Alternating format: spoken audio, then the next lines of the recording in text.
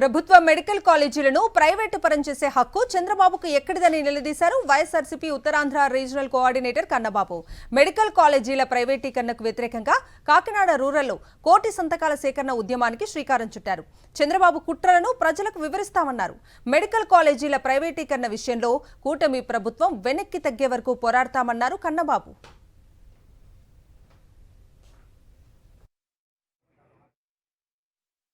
మా కాకినాడ రూరల్ నియోజకవర్గంలో 1 కోటి సంతకాల సేకరణ కార్యక్రమాన్ని ప్రారంభించాం.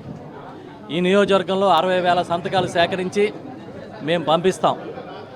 ప్రతి ఒక్కరి దగ్గరికి వెళ్తాం. గ్రామాల్లో రచ్చబండ కార్యక్రమాలు నిర్వహిస్తాం.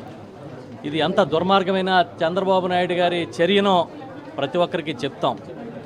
ప్రభుత్వ వైద్యాన్ని అందకుండా చేసి ప్రైవేటు వారికి ప్రభుత్వ ఆస్తుల్ని దారదత్తం చేసి ఇవాళ పేదలకి వైద్యం అందుబాటులో లేని స్థితికి చంద్రబాబు నాయుడు గారి ప్రభుత్వం తీసుకొస్తూ ఉంది.